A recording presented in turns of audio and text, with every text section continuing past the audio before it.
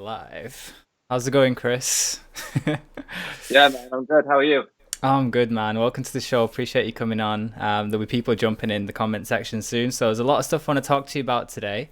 And the first thing I want to ask is, who is Chris and what does he do? It's a broad question, but for most people, I pretty much run a brand called Calssbynature, to which I do multiple things within that. Anything from directing to photography, creative direction, art direction, just jack of all trades, if you like. Wicked, man. So you're an all-rounder, basically. Yeah, which I think in 2020 and, running a business is super important. You might as well cover as many, as much of the field as you can. Amazing. I'm going to ask you to do one more thing, and that is say hi to Instagram. Go. Hi, Instagram. Live. And one sec. All right, cool. So a few more people are going to jump in the chat. So there's a lot of different topics I want to talk to you about today, from art direction to looking at some of your exclusive stuff that you've given me very kindly, starting your own creative agency, and just kind of like dealing with clients on both the good ends and the difficult ends. So we'll start off with the first one. And for anyone else who's just joining in now, guys, pump your comments into the comment section. After each topic, we'll just take some time out to answer any questions. And we'll just go from there. And we're going to do a big deep dive into some of your content as well. So that's going to be really fun. So here's a controversial question. What does it take to be an artist in the industry? What I would say is, how do we define artist? So before I do my definition, I want to hear your uncut definition, because obviously I like what you have in your bio, and I'm just going to quickly jump to it. And just going to jump on your Instagram very quickly, actually. So let's just... No worries. And the first thing I see when I jump on your Instagram is a really cool quote, which is, artist but inspired by Tumblr. So tell me a little bit about being an artist, or, you're an artist, or, you say you're an artist. What does it take to be an artist, and how did you get there? I think for me, I think it's such like, the reason I have inspired by Tumblr on there is just, it's kind of like, it's such like a non-traditional thing. And I think to get where I've got, I'm not traditional whatsoever, basically. I got brought up like reblogging some stuff on Tumblr. I used to take pictures of me and my friends getting like fucked up at house parties. Yeah. And even to this day, I don't sit and study films. I couldn't name you any foreign films. I'm just That's very really much, interesting. Yeah. yeah. I'm just inspired by sort of like it's been a lot of everything from music videos just to watching little snippets and remembering. But it's for example, if you look at one of my more successful photo series on Instagram, it was the Inspired by Britain ones, and that was just it's inspired. It's just inspired by like culture I grew up around, and that's the easiest stuff for me. It's just the stuff that I know. Yeah. So you're more inspired by life experiences, is what you're saying, rather than actual like pop culture and actual Yeah, more trends and so. things like Yeah, that. That's I'm wicked. inspired. Yeah, I'm inspired just by all the different phases I've been through creatively. Which, as you know, you've looked at my stuff. There is a lot. Yeah. Um, don't get me wrong. I will see things. I'll see things on films. I'll see what a director does, and I'll remember it. But I don't study. I've never really studied. I'm more of a hard worker, basically. Yeah, that's a really interesting thing as well, actually, because some people take such pride in like studying film, but then, like you said, it's not the be all end all. You could also just have a lot of experience from just a lifestyle. So, what does it take to be an artist in the industry? So, when people come to you and they want to hire you, they don't just see Chris, they also see Chris the artist. Like, to get to that point, what does it take? Like, is it just having an interesting life or a bit of everything? What do you think? I think a lot of trial and error, and this is something that's become a bit more like obvious to me in the last 2 years. Like what you see from me now, as in like like my Instagram feed, for example. This has just been so long in the making. I'm 26. I've been doing this since I was about 17. Hmm. In that time, so many lessons learned, so many mistakes, so many creative phases that I've like completely stripped, archived, as you do. And I'm talking, I've done like travel pictures, quite cliche Yeah, ones where you stand on top of a mountain with a wide angle lens. that's I've amazing. I've literally sort of been in and out of so many different phases that I take little bits from all of them, and then I've now made them into sort of my own like branded stuff, if you like. Like I think from an artist, aka also a business point of view, which is what it does come down to at the end of the day, I just sort of stand out a little bit. And my Inspired by Tum was just like a little funny reference to the I fact think that it's funny. yeah, Because when I when I was using Tumblr, I was just an angsty teenager back in the days. But yeah, I think that emotional response that you get on Tumblr and like people kind of emotional vomit on Tumblr. It's like I feel like you've taken all that experience and you've put the aesthetics of what it feels to feel on a place like Tumblr, which people kind of like empathize with you more on there, and you've brought it into like your own little aesthetic stamp, and that you see that in your work, and yeah, it's emotional mad. pull. Yeah, that emotional pull is not always in every single person's work because some people aren't going for the emotional pull. Some people are just trying to sell you something, or some people just want to make you feel like you've just seen something spectacular, right? But you're trying to remember a feeling, and then when you look at your pictures, a lot of it is very like you got that like dusk till dawn sort of like settings, that melancholy vibe. You've got like a real raw analog feel to it, and it's just a bit. Would you say it's more authentic to your feelings at the time?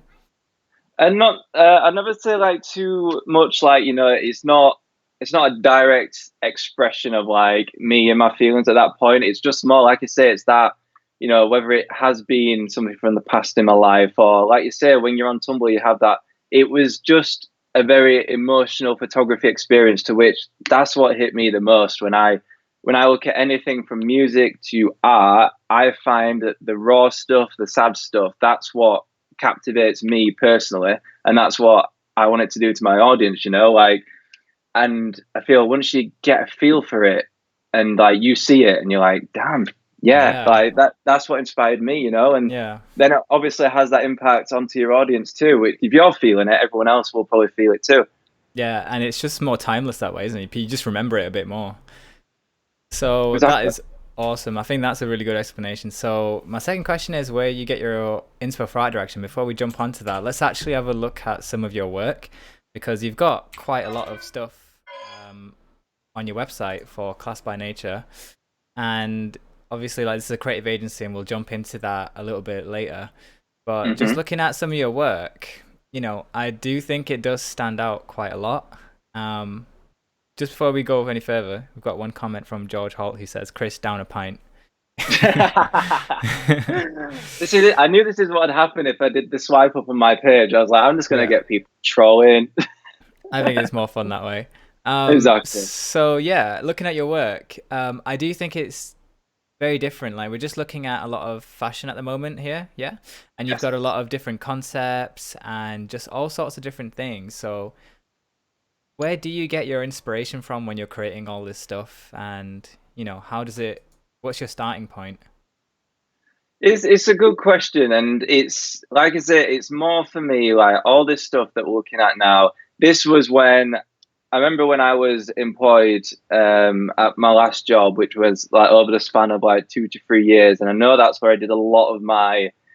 So I was just I was looking at Instagrammers a lot. I was like just this editorial thing you're seeing now, like the build up for Yeah. me to get started on this. This is why for in the last sort of 2 years of Calssbynature, it's just been so relentless because I spent so long just like wanting to do this, and I put it off for so long, because I was very comfortable at the job.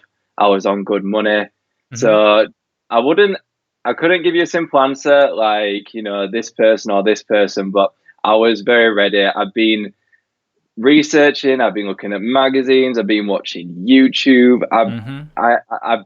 I've been cultivating a lot to release at this point, and this is what you're seeing here with Calssbynature in general. So it's a lot of planning and preparation. There's a lot of planning and preparation, and just being very, very ready for it. Like I said, like I did mention previously, I've been sort of creating for a long, long time now, and just seeing so many of my friends as well. I've got a lot of successful friends who, at the time when I was employed, they were just doing bits, and I knew that deep down I should be doing the same bits. So when the opportunity came, I just went for it. You just know exactly what to do in the moment and what kind of shot you want and what kind of setup and location. Yeah, and you'll find that with a lot of directors. I got a lot of friends who do it, and a lot of them will agree that, don't get me wrong, a lot of the time it's good to have, a plan, mood board and stuff like that. They're very good and very essential if you've got clients there too. But Hmm. a lot of the time, your greatest skill is improvisation, and that does come with a lot of experience too. Yeah. You've got to be on the ball. You've got to be learning from mistakes. If you have that shoot where you fell under pressure and it didn't go that way, you should take that as a lesson to come back stronger. Like, it's experience is seriously key, even with creativity, and I can't really express that enough. Like, I've been working hard at this for a long, long time, so I it's can a see, long time yeah. coming. It's insane because, like when I look at your pictures, it does look like there's so much planning and preparation, but you're also saying that there should be like an element of like improvisation in your work. Yeah, you see it. So Jack as well, which you've been scrolling for a lot of his. Like, Jack would be more of a more of a traditional shooter. He likes to have his certain things set up. But yeah, when it comes to me, I'm very my movements are very. It's You wouldn't put it down to a style. Hmm. Just as the way I shoot as well. Like, it's there's just nothing too traditional about it, and that is not me sort of purposely being sporadic and random. It's just it's a lot of experience, a lot of research into what's going to look good, basically. Yeah. So when you're shooting, you're kind of shooting based on having an idea of what you think definitely will work for that project, for the outcome. Yeah, and a lot of the time as well, people hire us for us, and what you get with us is you get a contrast of images where you'll get Jack's digitals and Yeah. you'll get my film ones, which again it complements to the agency as well. But you get me and you get Jack, and what you get with me is always going to be that experimental sort of like wow factor, if you like. Yeah, that's Um, what I and would say is a good word, experimental. yeah, and then what you'll get with Jack is you'll get the sort of cleaner and quote unquote safer shots, if you want. And then altogether, that's basically a whole campaign. It's a whole campaign that it's a whole campaign, and it's all in one place, and it's consistent, and then vice versa with the video as well. You're gonna get Yeah, a crazy video that's gonna be on the same vibe as the pictures. that's insane. This is one of those shots where I'm just like, okay, that is pretty sick. Like experimental. Like I can't tell what is going on, but everyone's just they just look so alien like they've just kind of just been descending from a spaceship. Exactly. Like, what's the context? I don't know. I don't even Where's know the what the inspiration? context is. Where's the It's just inspiration from it? I'm not sure, but all I know is it looks a bit fucking weird, and I yeah, love like that's not experimenting. traditional. You know, like you look at tradition, you're like you see a model wearing a t-shirt, but this guy's literally face planting on the floor. Like Yeah, it's very like experimental because I always think that as well. Like that's been my attitude with creativity for a long time. It's like just if you want to try something and that's like your sort of personality and that's what you gets you excited, like just do it. And yeah. if people don't like it, that's cool, but I guarantee some people will like it. I Hmm. find very common these days is you'll go on Instagram or wherever, no one's standing out too much. People are more like in the trend, and Instagram is a very trend. Definitely. It's a very trendy place, Instagram, and And it what you rewards find trends is, as well, doesn't it? yeah, Most of the you time. most people are following a trend rather than finding their style, even if they don't realize they're doing it. And I'm speaking from experience. I've been in Of that course, sort of yeah. trap as well. Like Yeah. I think we all have, yeah. yeah, you start following trends rather than like following your style because it's in a criteria, right? Yeah. It's a weird one. Instagram. It's a weird one. I think with like trends especially, that's a good question because like Instagram definitely rewards trends based on like whatever is trending at the time, like whether it's a certain pose, a look, a style, a dance, all this like TikTok stuff that's currently going off right now, it will generate more attention. So kind of does hit your motivation when you do like those big projects and then you may not get some of the attention you deserve because I can think of a handful of artists that I just think should be getting so much more attention because their work is just not generic. It's just so out of this world. And Yeah. maybe it's just the platform. Maybe it's just like you were saying before, like Instagram's slowly changing. It's not becoming the platform for artists like it used to be. No, I remember. I remember like 2 years ago when I first decided I wanted to start getting into film. I had to like take my film camera to the shoots and like do it for free alongside Jack's digital photography. And like Film for free. Oh my no, god, that's no, expensive. no one wanted them, bro. Like no one wanted my film pictures or anything. Like everyone was like, my skin looks weird, or Oh my you god, know, really? yeah. And that was only 2 years ago. I had to And now look force. how much it is. I know I had to force film photography into my existence because no one wanted it. And it's such a trending like Super trending genre now, now, yeah, especially on Instagram. yeah. Like people love film. Like there's so many like filters on Instagram with like replicating Super 8 and analog and all these kinds of things. And it's like people want to look vintage because it's got that like style of feeling authentic. It's just such a weird place to be, isn't it, on Instagram when you're trying to like showcase your work. Exactly, and that's why when you do follow trends, it's like if you are going to follow them, you might as well just learn what you can from the trend and just move on with it, and then sort of Hmm. use all these things you've learned over the years and sort of make it into your own craft. Because if not, there's no point investing in trends because it's a fucking trend. Yeah, definitely. I see your point. What do your models think when you ask them to do like absolutely experimental stuff? So like, I was Um, looking at this one before and just like, you've got him in like bags and stuff or just face planting. Like, what's their first reaction when you tell them, I want you to lie next to each other and just look dead as hell? I think it's important to establish some small talk first. That's a um, good start. Yeah.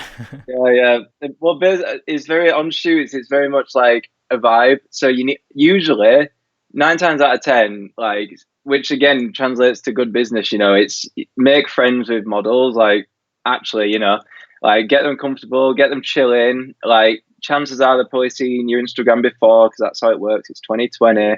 Yeah. Hopefully they're prepared to do some sort of crazy shit and it's more just like, okay, it's how you approach it. I'm not going to go up to them and be like, yo, carry a bag, face, cover. Yeah. It's more like, I saw these shots where we're putting these bin bags on their face. It's super sick. Are you down to try it? And they're going to be, obviously, That's they're going to be, yeah, they're like, going to be like, yeah, of course. It's all about the approach, really. It's like, oh, yeah. why don't I get you to lay there and you just lay parallel and you both of you stare up and it's gonna look mad. Even me just saying it like that Hmm. is just like a comforting way to sort of direct like the shot, rather than be like, Yeah. you go there, look up, leave. I'm always being Yeah. always encouraging people, and then I'm very confident that it's going to look sick anyway, personally. So That's awesome, man. There's so much. I'd say looking at your work, there is so much direction in there, and that's one of the biggest topics I wanted to touch on today, which was like art direction. So I'm just gonna quickly jump back. And you, I'd say you could call yourself an art director because you do direct a lot of art concepts in your work, and it's not like generic, so it is very different in that way. You gave me like a behind the scenes to your LA campaign director's cut, and I think this one's a great example of like art direction and what you've done in there. So I'm just gonna leave it playing on in the background. Just kind of I want you to tell me, what is art direction and what kind of responsibilities you have in doing art direction. Like, because a lot of people want to be in art direction, including myself. I eventually do want to get to that point where I'd love to work for a magazine and go do concepts and plan shoots and things like that. So it's one of those things that really makes you stand out in your CV, like being known as like a creative director or an art director or some sort of art direction. So yeah, let's have a look at your exclusive look, right? Which is your LA campaign. So yeah. you So went this is to probably the best example of like I'll call it. We'll put it under the category of directing, just because it'll yeah, piss a lot of industry people off if I'm you going to think so? refer to myself as an art director, because Okay, we'll call it direction though, just for the principle of this. sure. Well, So this is sick. This was like, for me, it was definitely a long time coming. Like, I've always wanted just to have. I had the creative freedom from the client.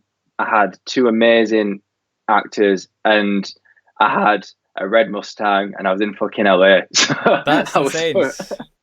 So who's the brand you're shooting for again? So this is Oh, JKA, who we have worked for like over a few years, but we had a bit of a pause, not for any particular reason. But they just sort of they were spectating Calssbynature's shift into being more unique and just like thriving, being ourselves. And I think they were spectating that for a while, and they just hit us up again and being like, "I love what you guys are doing." We did a photo shoot for them. They loved that, and then boom! I think it was like a month later or something. They're like, "We want you to do this campaign in LA," and I was like, "Bosh!" that's insane. And like when you're making this campaign or like when you got the go ahead, like all right, you were going to LA. What kind of prep did you have to do? Did you have to like assemble your team and like you have to like do a lot of research? How did you pick your locations? Like how did you even get the red Mustang? Like so many questions. The thing that's mad about this, they had a few people ask when I sent it to them, like, "Oh, how many was on this? Like, how many crew did you have?" Like, in terms of crew, it was just me and Jack for this. Like, obviously, we had like other people there like, who were driving and stuff, and but in terms of like doing and executing this campaign, it was literally just me and Jack, and the locations Jack found on fucking Google Maps. Like you do. Like, yeah, Honestly, it's the yeah. best way to find locations. Yeah, we found, and like these locations are spread across like I don't. It was like hours of driving. Jack just picked. We wanted something like wanted like that sort of cliche runaway sort of vibe. We wanted mountains. We wanted a shop. We wanted like a motel, which isn't in there, which I'll come to why it's not in Hmm. there. Um, so yeah, Jack basically planned a rough recce, and I I didn't even have much time to do a proper prep for this because we were so busy before. I did my narrative and my shot list like after a few beers on the plane there. That's insane. Like, You're literally just working to the shoot. Like, yeah, yeah, and I was speaking to my friend about this the other day, and I think this is what comes with that improvisation and experience. Like, I knew that I had the assets. I was going to have, Jack there filming. I was going to have my direction. I was going to have film pictures, and I was going to have my handycam. Like, what can go wrong? I wasn't worried. And then yeah, I planned it to the locations on the plane, and then I let everything else come together. Because if I invested too much time and like thought into this shoot would have been a nightmare. I'm going to LA without doing a recce. I haven't met the people I'm working with properly. I've, yeah. and we got the Mustang on the first, like, we managed to get the Mustang when we got there. It wasn't even pre booked. What the So That's just like, insane.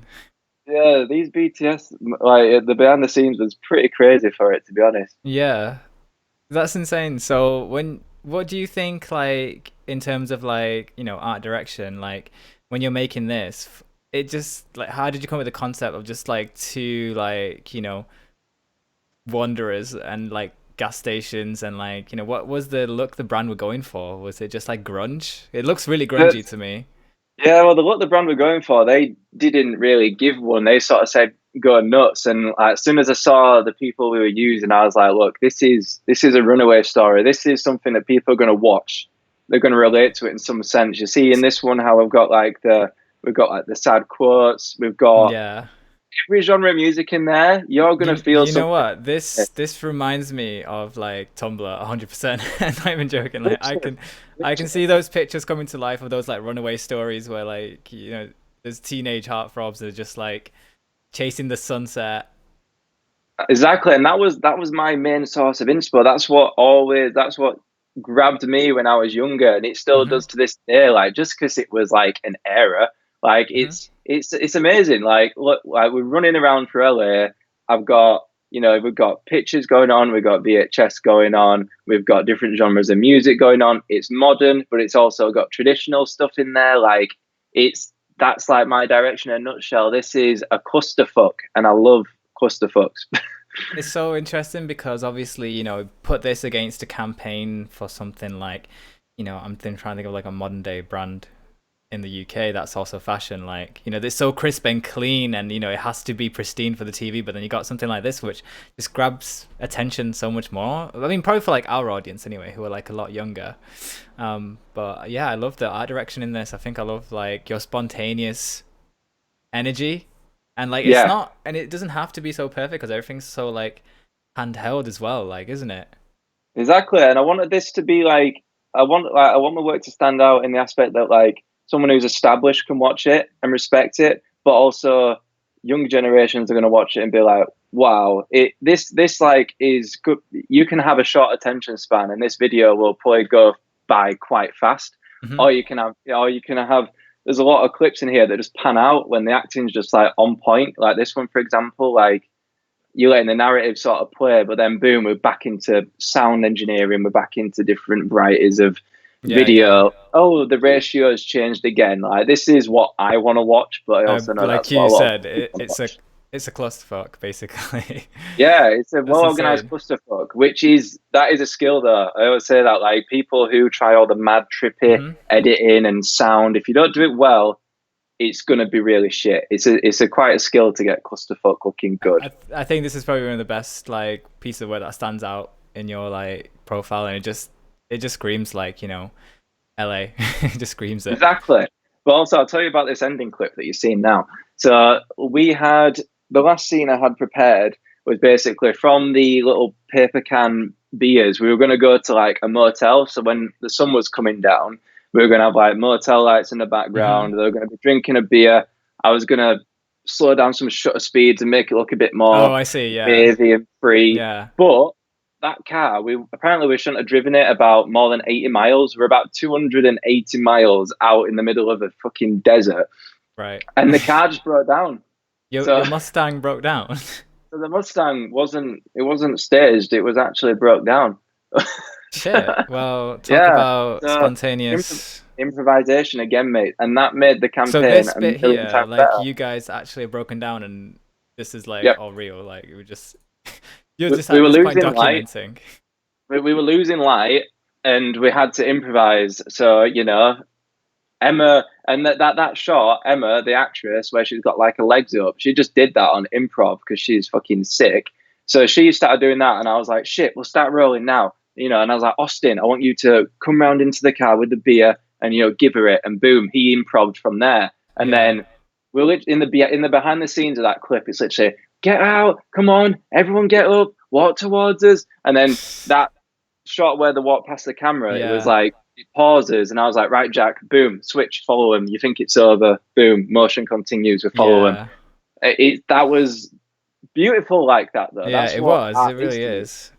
Making the most of the time that you had, and I think you guys smashed it. I want to look at some of your other work that you've done as well, especially in video, because you've got so much diversity in there. But sticking with some of the fashion campaigns, I know you've done some more. I'm just going to quickly try and find some. Yeah, no worries. I think they might be on here. Is that right? There's some that you did in a warehouse, I remember, not too long back. Was it DeSanti? Yeah. Where did I Uh, find that? Um, it might be. Is it on your main page? it's maybe Video? go on video, press video. Yeah, it's gonna be on there. Yeah, Okay, yeah, cool. So this one, yeah, there really you stood go. out to me a lot, and just like I see like snippets of your stamps in all of like the video work. So I know we're jumping from photography to video, but the reason I just want to bring out art direction is because like as like an art director, it's like you're translating your photography into video so seamlessly. Like you've merged quite a lot, especially in that video. You just had a lot of stills in there from like your film shots. Am I right? Yeah, but it flows right, and that's the key. Yeah, so here's a really cool one that for everybody else watching right now, that again you guys did with DeSanti Studio, and I just was like gobsmacked, just like the creative like direction you've got. It's just like the same as the other one. It's like just a clusterfuck, isn't it? Again, zero planning for this. I didn't even think about it till I got there.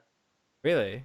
Yeah, yeah. That this was, like I say, it was it hit us up. DeSanti, and he was like, "I just want you just do something, like go wild." And I was like, That's what I can do. Like, if you want me to do that, you'll get your best work. Like, and I never met the model before, but he would chill in. He would down to this experiment, and that's all we did. And literally, like the bit where the wood like falls and it cuts, like I have sort of a general rule. Basically, I know if I go anywhere and I get like if I'm with Jack and we just film and it's coming from my brain and I know that he's filming it because he knows how I like it filmed. I've Yeah. got a good model. I've got a VHS.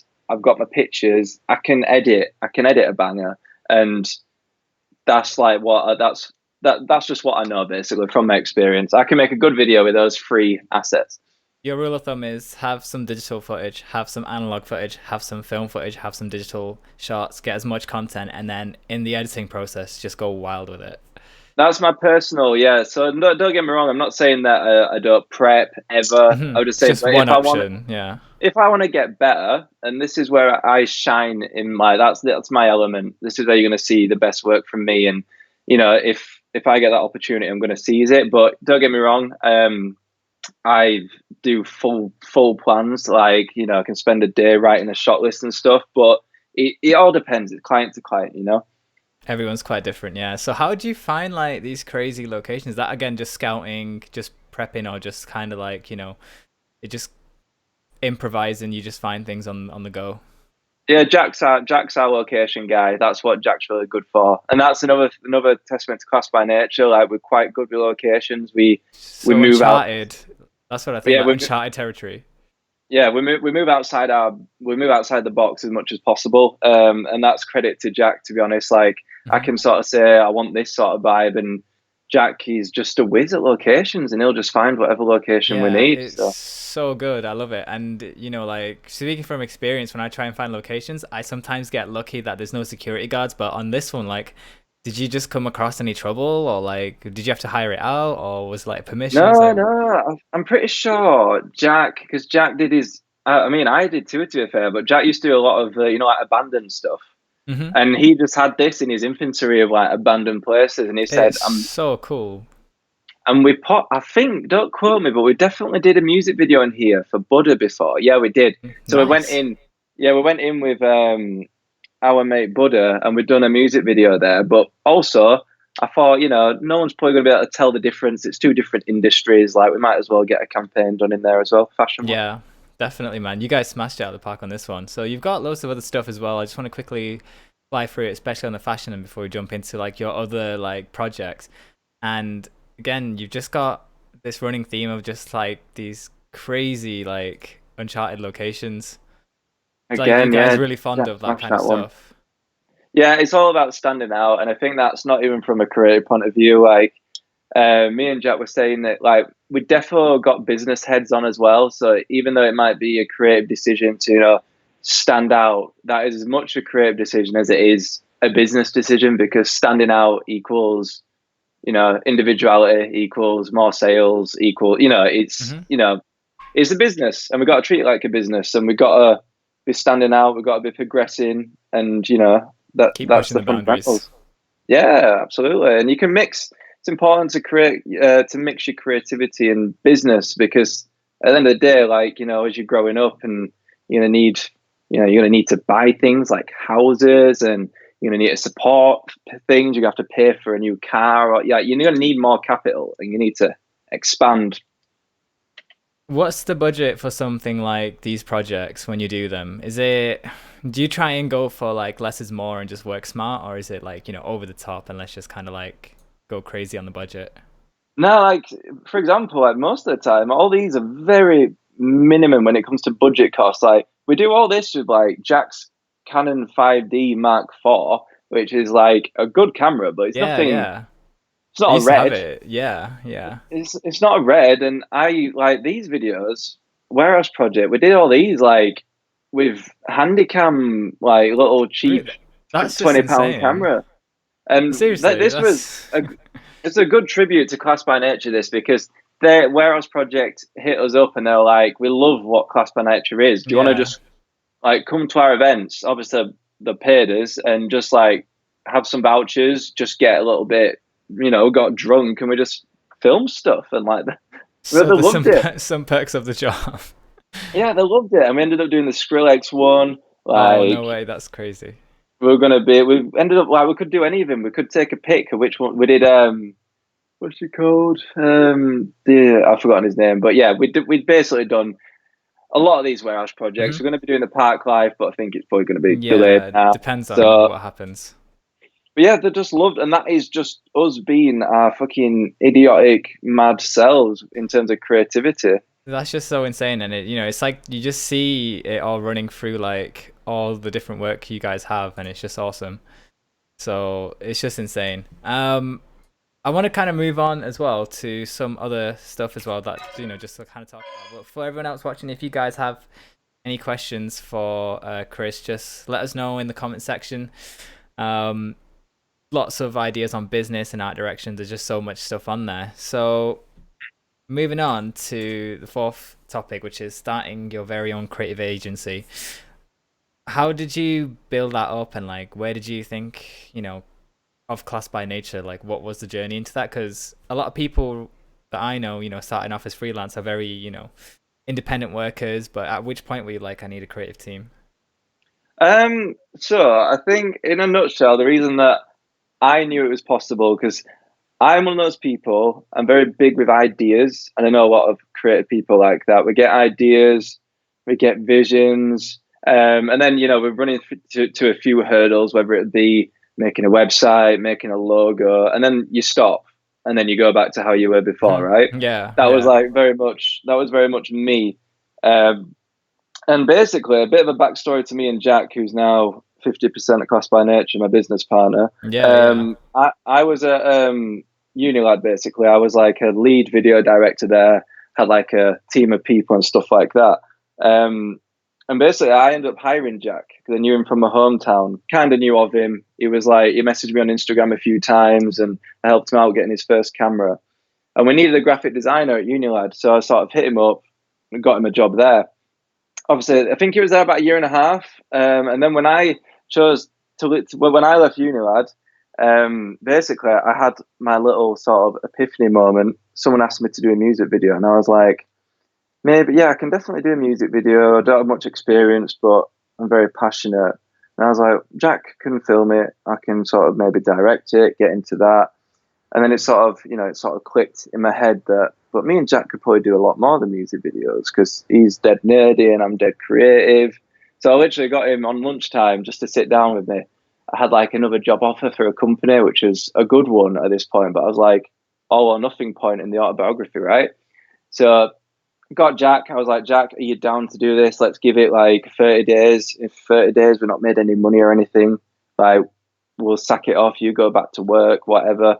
And I'll take this job. And we went for it for like 30 days, and the sort of rest was history, to be honest.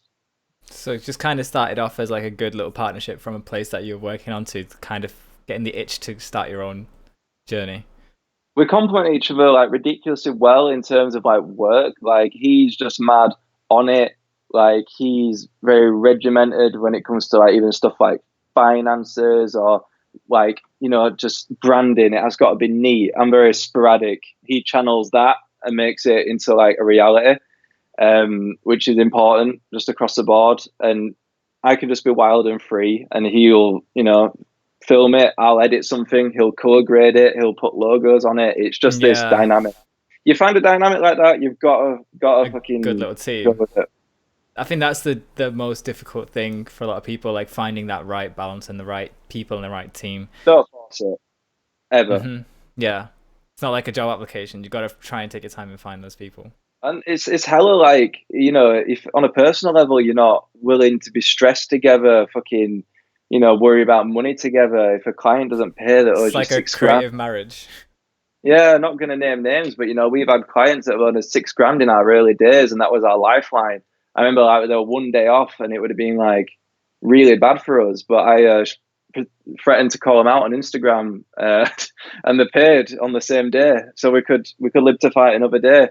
Oh my It's god. it's not like obviously on face value, Calssbynature is cool and edgy, but it took a long time to get to the place where we're comfortable, we're chilling, we're established. It's a journey, man. How long has your creative agency been established for now? So how many years would you say? 2 years. I'm pretty shoddy with specific dates and months, but it's been 2 years. I know that much. That's amazing. Hey Hope, thanks for joining us, man. If you guys have any questions for Chris, definitely give us a shout. Love Hope, by the way. He's so much into art direction himself. Definitely check his work out. We want to talk about some of your clients actually, because you're talking about creative agencies, and if we just look at like the bar you guys have set yourself, you guys have worked for Foot Asylum, Island, Ministry of Sound, Sony Music, New Balance, so much stuff, and this Kellogg's there, which I didn't even see. I know. See, a lot of this That is just behind stands the out. scenes. What the hell? Okay. A lot of it's very behind the scenes, and this is what's like Calssbynature at face value is like all like super edgy and different, but like a lot of these clients, like most of you have never seen. Yeah, most of you have never seen a lot of the work from these clients. Yeah. Like Sony Music, Island Records, like they're like the biggest record labels going, and we do a lot of their we do a lot of their social media marketing for artists and stuff, which you can actually see on here, I believe. It's on. Where is it? Sorry, I mean I'm just looking at work. You go on work. Okay. And if you go down to marketing. Oh yeah, I see. Yeah, so you guys are doing a lot of marketing as well. Yeah, so this is for like all the artists, like All Time Low on there, Hayley Williams of Paramore, and this is just like Instagram stuff. That's so cool. So did you guys film this as well? No, we just get sent the assets, and because we've got a good background in social media, believe it or not, this is quite a sought for skill, is to be able to receive footage and get it back to them within a few hours, and it pays well. And it's these are a lot of the fundamental things that keep you going a lot of the time as a creative agency. So it's not just about always having work that's done by you, but also just doing work like assets and editing and things like that. Oh yeah, you've got to be so willing to do shit you don't want to do. Like if anyone thinks it's super glamorous and you get to handpick your work, like we've done loads of free stuff. We've been fucked about. Like it's. We'll definitely talk about that in the next section for sure.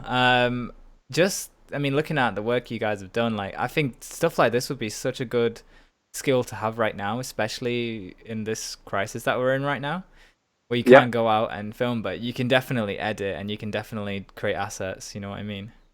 Exactly. Like it's all about, you just got to be the people that can do as much as humanly possible, as well as possible, and as quick as possible. That's like our unwritten philosophy, if you like. We work quick, but we do it fucking like it looks good too, and that's the key. That's so cool. There's just so much in there on your portfolio, and I think that's just the benefits of having a creative agency, because like I don't think one person could do this so fast on their own. No, and I agree, and I don't think. I mean, don't get me wrong. I'm sure there might be some psychopath there, but even stuff like even like the traveling, like if you were doing all the traveling alone, you were doing all the editing alone, you had no one else to refer back to. Like I won't wish it on anyone, man. I've gone insane by now. That's so cool that you've got Calssbynature and it's still doing really well. And I think I'm definitely going to come down just to like visit and just see Of what you course, guys man. do for Of sure. course.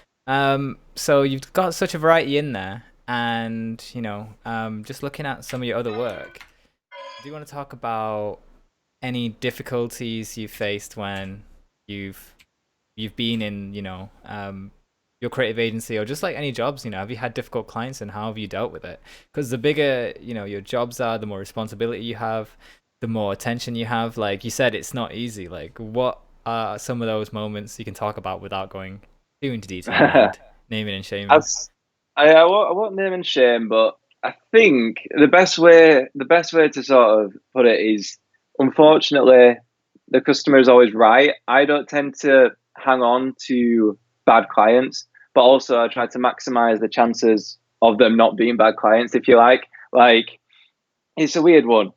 If I'm getting paid for something and they want to be dicks, they have the right to be dicks, unfortunately. Like, that's just the nature of money. Mhm. Like, that's why my goal is to not be sending invoices and have my own brands that I work for myself. Like, that's my long goal, you know. I don't want to be chasing invoices like we're owed loads at the moment, and it's a part of the job. There's no way around it. So if you've got a bad client, accept the bad, as long as you've done everything you can do at the end, and then just get That's all on you with it. can do.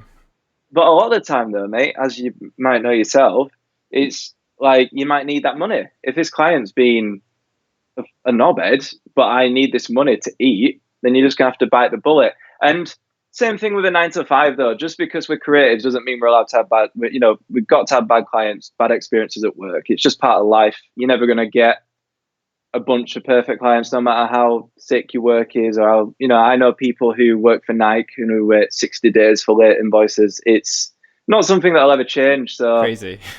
get used to it. That is so. It is just part of the parcel then, just dealing with tough clients, but you just got to kind Yeah, of find the next gig and just make up for it in that time. I know a lot of important people who wait a long time for invoices. It's nothing. It's not personal, so don't take it personally. That's an important thing as well. Like, it's not Yeah. personal. Like, the account manager isn't fucking trying to make you broke.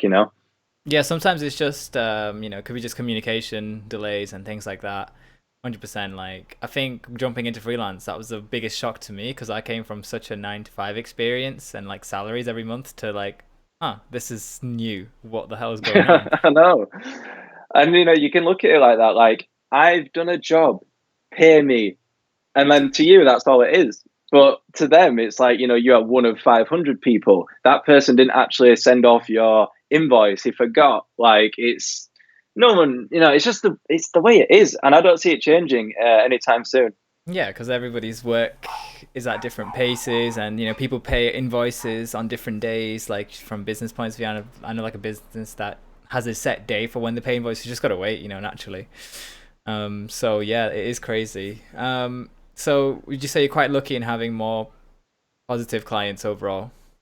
Yeah. Like we've had a lot of shit clients. We have. And like I say, you sort of take the lesson and you move on with it. But now, and another good thing, like the reason we have good, like, retention rate of clients and like they come back and they stick with us is because we're very much like how me and you are talking now. This is how I treat clients. I don't really put on an act of talking super corporate, or, I'll get people, me and Jack will get people in WhatsApp groups. Anytime you need us, just hit us up. And if there are any little Mhm. questions in between, you don't have to pay us. Like, if you got a question, I'll answer your question. I'll tell you something silly if it's good. It's creating, like, we're a very personal brand, like, and we're just two guys who love doing what we're doing. And if you want us to do your stuff, we're very confident it'll be different and good. And the rest is up to you. Like, we're not going to force you, like, Mhm. and vice versa. That's so good to hear. Kind of jumps into like the next topic, which is best way to find and maintain your industry links. What are you guys doing right now in the current situation to kind of keep hold of all the clients and maybe even finding new ones? Like, how are you getting around all that mess right now? A whole lot of who you know, which comes to a lot of industry experience, which is, like I said, 26, been doing it for a while, so it's a lot of a lot of, well, you know the saying, right? It's who you know, not what you know. And I Yeah, do yeah, believe it quite a lot. Like, I yeah. believe that you can be super talented, but if you don't know anyone, then it's probably not going to go much further than, like, I think yeah, networking is so important, and just finding those people and building relationships. exactly. And, for us, I would say it always refers back to the same thing, which is important when you come into building a brand. Like, the people that we work with, what the Adidas and the New Balance, they come to us when they want something different. Different, Um, yeah. so that ball's in our court. Then I'm not maintaining a client because they want us for us. So I'm not there trying to please them because I've already pleased them because they're buying into our brand already. If you know what I Hmm. mean. Definitely, yeah. That's so good to hear. And like, when you did find all those clients, do you just feel like you've constantly got work with them all the time, or do you have to also be on the look for new things? Because you said you're very different, but they may not come to you all the time. So like, are you one of those people who has to like go the extra mile to find more and more clients, to keep yourself going? Yeah, well, I mean, in terms of client finding, our general rule, like between Calssbynature, what me and Jack do is if we're not getting booked to create, we'll go and create. So we'll do a test shoot. We'll use that time to like create the realities that we want for clients. Like, a lot of the test shoots and a lot of our Instagram feeds are very much stuff that we've just done for free off our own backs.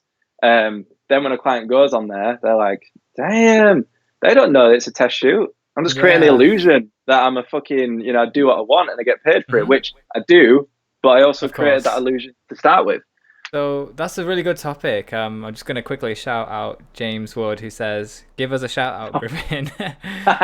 Yes, what it um, is. but the idea about doing test shoots, so that's another good way to build clients. Do you think? Like, do you think like when you're trying to find a client, offering them like test shoots and just like a free shoot is a good way just to kind of like get their attention? Or It's subjective, and I've got like my take on it. Like a lot of people who are established will be like, Instagram kids taking my jobs or blah blah blah blah blah. But for me, like I've got a lot of winners through doing free stuff, and that was my personal opinion. And I remember, like, I saw me and Jack always say, like, well, it was in the earlier days, like, what else are we doing that day?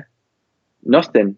So why don't we fill that time with creating something for our portfolio? Like, don't get me wrong, if, like, I don't know, an example, Boohoo, they're a big brand. They hit me up and be Mhm. like, yo, man, do I do a free shoot? I'm like, no, fuck yourself. But, like, but in an example, if someone's reaching out to me on a personal level, ask, complimenting my service, saying they can't afford it right now, what can I do for him? Then that's just a nice way to approach it. And if I want to do it super cheap, like it's up to me. And if I think it's going to develop my brand, then I'll do it. I see a lot, and it can be quite bad. Don't shoot yourself in the foot by trying to be like a businessman or like whatever before businessman, businesswoman before it's even happened. Like Mhm. don't be like, oh, my rate is 500 and I deserve it because I make art. That attitude won't get you anywhere. So you need to find the balance between how much free work you have based on how much free time you have, And and how's it going to benefit me, right? yeah, 100%. Yeah, I think that's I don't gonna. even have that attitude till now. Like if Mhm. Nike came up to me, like and were like, "Oh, well, for whatever reason, we've got an extremely low budget," I'd be like, "Fuck yeah, I'll do some work for Nike."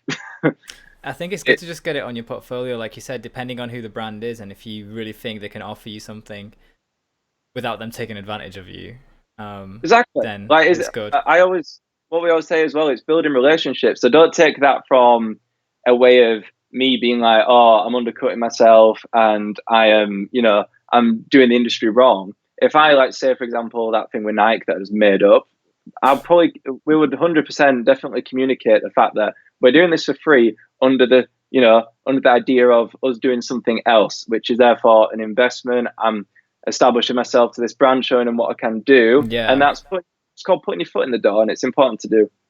yeah, I think it is as well, especially for people starting out, and even if you are established, I think it's always a good way to find new opportunities for clients who are really hesitant, because the main conversation always is money at the start, isn't it? Like it's always that tough question Yeah, about budget. But if you can even give them a lot of value before that and say, before I even do that, if I have free time, why don't we do like a test shoot? It could work in your favor for the long term. exactly. It's like finding And like that's all a test shoot retainers. is, right? Yeah. Especially it is just like creating the reality that you want to photograph. Well, that's what it is to me anyway. Like, so. Yeah, I think that's a really good idea. Just before we move on to some more topics, James Wood, thanks you for subscribing. Awesome, mate. There you go. Got some new subscribers. Good in. Good stuff. So yeah, there's lots of good tips from you today, man. That's so cool. And just before we finish up, I want to look at some of your like you said, like you're such a different kind of, outlook on life, and you've kind of translated that into your fashion work, into your campaigns, but you've also done some documentary work, which I'm just going to quickly go through and just kind of like see what you've done, because you've got some interesting people. So again, like this is your main site as well, and you've done like a lot of music stuff, definitely, Yeah, like which I this can is see. probably the portfolio stuff. This is where I started out basically, is doing clubs, which is it's a good place to learn because those conditions are fucking relentless. Yeah, 100%. And eventually you built up and you went into doing Calssbynature, which you can see like the transition from. It's just insane. And then you Yeah. also did kind of a lot of stuff for Unilad when you were working there. Yep.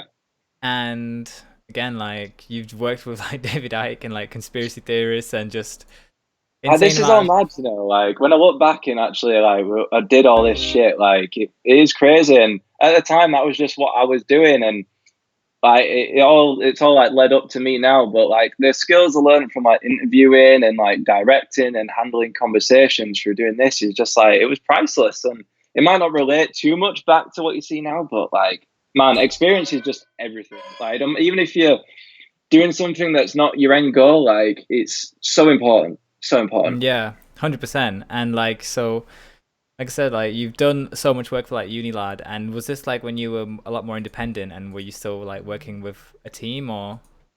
This was all team stuff. So this is where I basically got my videography skills from. My friend got a job at Unilad in its very early days, like very early days, and he basically managed to get me in there.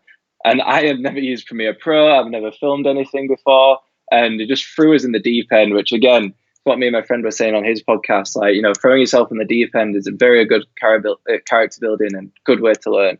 But yeah, like before you know it, we're building this documentary team. My friend then left, and I was interviewing, I was hiring people, and I was getting people to help make so many documentaries for the brand just to develop its image. Well, it definitely did. I mean, like you guys did really well.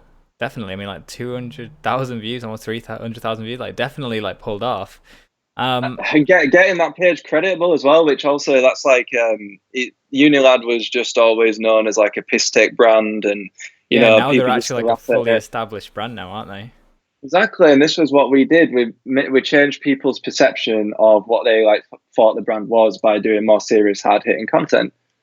Definitely. So, I got a question from Sophia, who says, "What's your favorite project you've worked on so far?" It's definitely going to be LA. I know we've spoken about it already, but like LA for me was, someone says like, "What's your style?" And as we were saying before, is clusterfuck city, but done. Like this was just perfect for me. So this is your favorite project by far, yeah.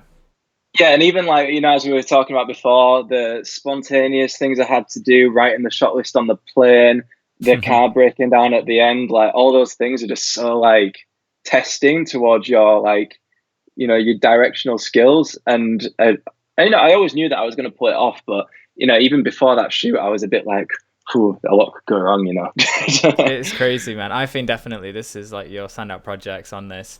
And like I said, just in the midst of it all, you've got so much other things as well. Like you've done a lot of documentaries like Unilad, but he's not harm. Scientology, which is Scientology shit. It's interesting crazy, subject. like, crazy, bro. You've delved into a lot of different wacky stuff, haven't you? Like yeah, from Scientology to like conspiracy theorists and like all different kinds of things. That's me as well in the B-roll. Oh, that's my head. Is this your like Tarantino moment where you like make cameos? Literally, it's like, I'll just start implementing myself in there, yeah. And slowly become an actor in Hollywood. Yeah, But no, it's mad. Like, and I think all these things as well. Like, we always had quite emotive subjects that we'd handpick again, which sort of goes back to the whole of my overall like aesthetic. It's quite emotive, and I think even the documentary showed that as well. Yeah, and just like your whole feed on Instagram and like your work, your project, everything is just crazy, man. Like in terms of like, being very emotive. So there's just a lot of there to unpack, man. I'm just so glad like got to hear all of it. And is there anything else you want to talk about in like, any burning sort of like, I don't say confessions, but like, things that you can share that might From be my really, confessions. yeah, this is your time. This is your time, man. Like, is there, what can you say to a up and coming artists who are looking at your work, being inspired by your work? How can I Of course, capture? of course. Because I mean, I, we didn't really I, touch on music videos at all, but like, how can you give them some advice on trying to be very, so get aesthetic? you, yeah, you mean like find what their thing is, whatever Find their that thing find their is. artistic style. Yeah. I usually say like for me, look away from Instagram and look into not diving into your past in like an emotive sense, but like if you've been creative and you've been taking pictures for a while, like what like originally inspired it, and if it was like let's say Instagram, just look back into what really gets you excited and what gets you buzzing. Like for me, a big one was the Britain one. So I just see in my documentaries they had something called the Dark Side of Britain, and then like it almost translates to the pictures that I did. I've got Yeah. inspired by Do Great you Britain. have that set Like, on here on this website? Because that set was incredible. Like that you um, recreated, like old school '80s like Britain. no, see, I don't. It's on my Instagram though, and they're all on there. But I did a few of them, and I've got another one come up that's planned as well. And it's just that for me, it's just like like if I do one inspired by like Mosher culture, like back in the day, it's Yeah, like yeah, of that for me. It course. was just like it was a thing for me, and like WKDs and smoking cigs, and like it's just Yeah, something that I've yeah, done. Like so, yeah. it's not find something like that. Like, what's more natural to you? Like, don't look into other people's shit too much because then you're gonna get lost and you're gonna get jealous and you probably end up being a little bit bitter about it. So, What's look, your Sorry, go on. If you finish, I'll ask the question in a second. yeah, just look a bit more inwards rather than outward. Yeah, definitely. On that point, like, there's always like a lot of like talk about trying to replicate people's styles, and I guess it just goes back to what we are talking about in trends. Like, what's your take on aspiring to someone too much and trying to find that balance on not trying to be them, but taking something and learning from it? Yeah, I think you just hit the nail on the head. It's like there's been inspired, and then there's like copying. And if you're gonna copy, just don't publish it because it might come back to bite you. Mm. Like I said, there's nothing wrong with like the way I say it is use it as fuel because I watch music videos and just stuff on Vimeo to this day, and I get excited and I'm like, because the thing that I'm going to go into next is a bit more short filmy and a bit more That's gonna be script. interesting. Yeah. Yeah, well, we can do. I'll give you another exclusive to go on, mate. Don't worry. Yeah, we'll come back to the podcast when you finish your film, definitely. Yeah, but like, I want to really experiment, so I don't want it to necessarily be like 20 minutes. Maybe just like 1 minute of just like wild mixed emotions and stuff like that. And Yeah. that's my next step. So rather than me stay in my lane, which is weird, crazy fashion campaigns or whatever, I'm already Hmm. taking a step out of that into another lane. And if you keep progressing that, don't forget what you've done or what your brand is, but just always move forward and keep implementing everything you've learned into these things. That's so good, and I think that's such a sick piece of advice as well because I think people can get a bit too comfy in Hmm. like the safe spot that they're in, Comfort's a and drug. yeah, definitely it can be 100%. Like there's so much diversity in your work, and I think it just makes you more accessible to like clients, doesn't it? At the end of the day. Of course, it does. Well, It's like even that intro, like that homepage yeah, and stuff. it Little just things like looks that. something like from a VHS tape out the 90s. Like honestly, You've gone on it's it and you're like, fucking hell, who are these guys?